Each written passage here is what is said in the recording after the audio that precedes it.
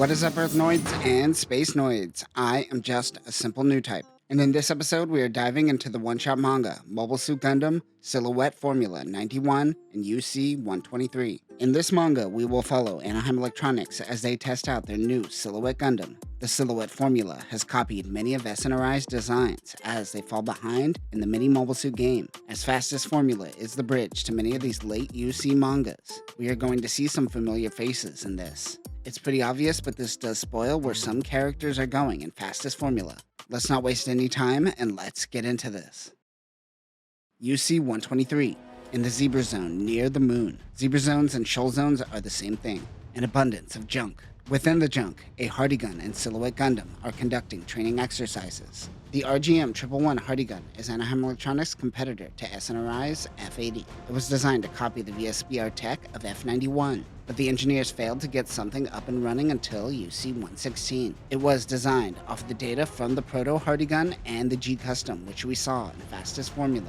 This is highly customizable and shares parts with the G-Cannon and Heavy Gun. Weapons include Vulcan guns, a Mega Machine Cannon in the chest, a triple grenade rack on the waist, a beam saber, a double beam gun on each forearm, a beam rifle, a beam launcher on the backpack, and a shield. The RXF-91 Silhouette Gundam is based off of stolen data from SNRI's Formula project. It resembles F-91 in many ways. However, the radiator heat fins were replaced with tubular heat fins. The face vents were removed as well. There is a failsafe that allows the pilot to fire a normal beam rifle within the VSBR in case it malfunctions. This unit is heavier, but has a higher output than F-91. Other weapons include Vulcan guns, a beam saber, a pair of Mega Machine Cannons in the chest, a heavy machine cannon, a heavy machine gun in the left forearm, and a beam spray gun in the right forearm. While training, they run into a mysterious mobile suit. We know that this is a Danan Zan, but it is painted red. On board the Anaheim Electronics ship, the Bladewood,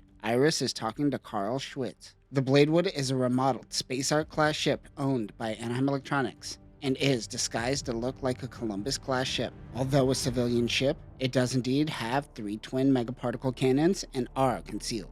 The two are talking about Kevin and Tokyo when they get a distress call from the Hardy Gun. The captain wants to retreat, but Carl thinks his team can handle them. The bridge tries to contact Kevin. They wonder what happened to Tokyo. They still have their hands full with the red mobile suit that they think is Zaku. That is when Carl appears in the G-Cannon Magna. The F-71B G-Cannon Magna is similar to the original G-Cannon. This unit, however, doesn't have the head Vulcans, and the quadruple machine cannons are now optional equipment. It has been replaced with 2 beam cannons, which are cheap versions of AE's VSBR tech. Other weapons include a double beam gun on the forearms, a beam saber, and a beam rifle. Once Carl appears, the enemies retreat. Tokyo and Kevin are instantly told to go to the briefing room once they land, while changing out of their normal suits. They wonder how Zaku could keep up with their state-of-the-art mobile suits. In the briefing room, they are looking at a photo of the Danan Zan captured by the Hardy Gun. They think it is a Desa type at first, but Buke Aerodynamics mobile suits doesn't have any weapons. Engineer Elsner thinks that they too were a training unit caught off guard during training. They also note that it used some type of lance weapon. Of course, we know this as the Shot Lancer. There was a second unit off in the distance, but they didn't get a good look at it. Carl wonders if it is a competitor. Regardless, they are worried that they got photos of their Silhouette Gundam. They have to leave the area. Ensign Morris O'Berry is getting chastised by Lieutenant Sheffield for almost getting the Danan Zan exposed. He tells him that he was careless and nearly exposed Crossbone Vanguard and his Dark Tiger Squad. February 18th, UC 123. On the Bladewood, they haven't noticed too much movement, but Minovsky particle density is thick. Carl thinks perhaps they should make the first move. The captain reminds them they are not soldiers, but it still might be the best move. Their mobile suits are almost repaired. Iris tells Tokyo that he should be resting. They don't have too many parts for their RXF-91, and some aren't mass-produced yet. Anaheim Electronics got into the tiny mobile suit game too late. Buke Aerodynamics has their own Desa type, and rumors that F-91 are almost ready as well. Because they have no intention of selling their tech to the military, there isn't a need for mass production. Tokyo asks of a mole leaking intel about SNRI. Meanwhile, the Dark Tiger Squad spots the Bladewood. The crew sends Tokyo out in the Gundam. O'Berry and his squad is trying to contact Sheffield. He is impatient and fires a signal flare. Tokyo already launched. Kevin and Carl are heading out next. They don't have enough people to take them on. Kevin says he is afraid and doesn't want to go out as he isn't a soldier. He tells him to pretend it is just practice. Besides, if you don't go out, we're all going to die anyways. That doesn't help. Iris has PTSD and remembers her father telling her he will be back and never returning. She tells Tokyo to turn off the control board on the Gundam. It will set him off balance for a moment, but it will give him full control of the Gundam. Although not mass-produced, it was built with the intention of being mass-produced. Because of this, there were limitations placed on the mobile suit to allow basic bitches to pilot it. But Tokyo just removed those limitations. Iris wants to see the full potential of the mobile suit. She knows he has the skills to control the unit. Tokyo is able to take out a Denon-Gay. Carl and Kevin come in to support. That is when Sheffield makes his appearance in a Burga Ballas. Not Dallas, Ballas. The XM-05B Burga Ballas was designed to be the final mobile suit of the Burga line. It is mainly used as a commander variant of the Burga Gyros. It has what is called the wide-wing type shelf nozzles on the backpack, making its mobility and output higher than the Burga Gyros. Weapons include a beam shield, a beam saber, and the shot lancer, which also has a heavy machine gun.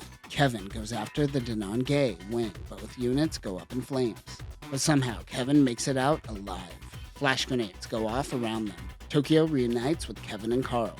UC-112, North America. Orlando is testing a J-gun known as Fireball.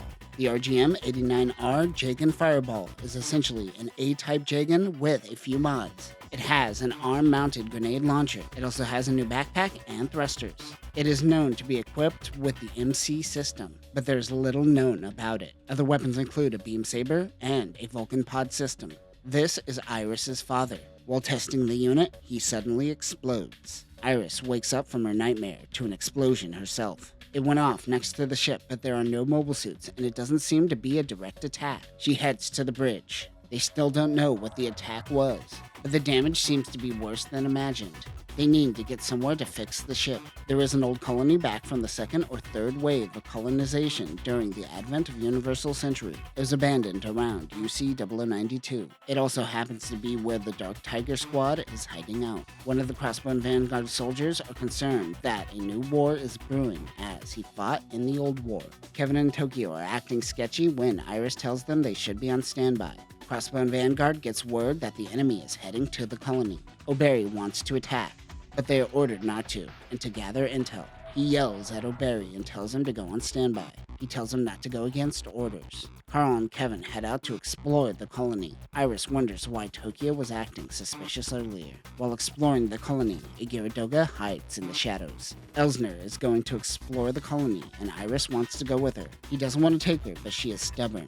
Elsner says she is just like her father. She says thanks, but that was intended to be an insult. Kevin tells Iris to come to the observation deck in an hour, but she is busy. She says, "Be there, nerd," and takes off.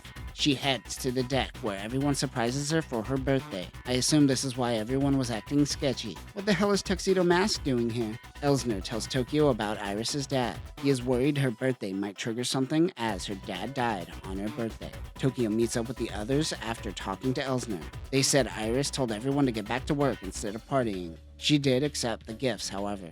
The next day in the colony, Tokyo and Iris are in a jeep, with Kevin following behind in his mobile suit. Iris is wearing a watch from the gifts she received. She knows it was from Tokyo. It reminds her of her father. Also, it's a men's watch. Good job, buddy. Suddenly, a Gyaradoga comes out and shoots. Kevin moves in with his hardy gun and is easily able to take out the 30-year-old mobile suit despite its larger size. He tells the mobile suit pilot to get out of the cockpit. Out of the Gyaradoga comes a girl.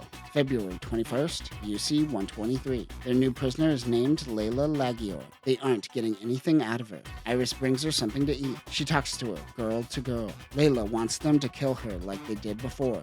She mentions that they took her parents. There are still some remnants hiding out, but few remain. Carl once piloted a Gyaradoga back in his day. Someone picks up the Bladewood's distress signal and responds. Iris learns that Layla is a Neo-Zeon remnant. She said 6 years ago the Federation came to this colony and killed nearly everyone. Iris gives her a hug.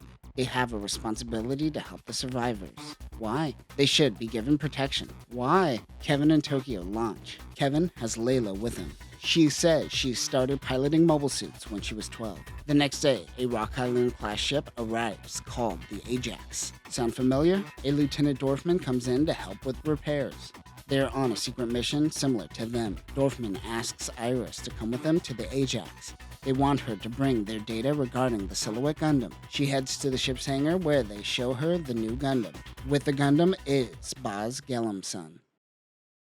And that will do it for this episode. If the Ajax sounds familiar, that is the ship that the Fastest Formula started using in UC-116. That is also when Baz joined the Fastest Formula as well. We are seeing the two mangas collide as we see the Silhouette Formula's true intentions. Next time, we learn more about this new Gundam. They explore the colony more. The Ajax team takes Iris as prisoner, and Crossbow and Vanguard gets themselves involved once again. But that will do it for now, new types. Remember, don't be a test pilot for a mobile suit called Fireball. Peace.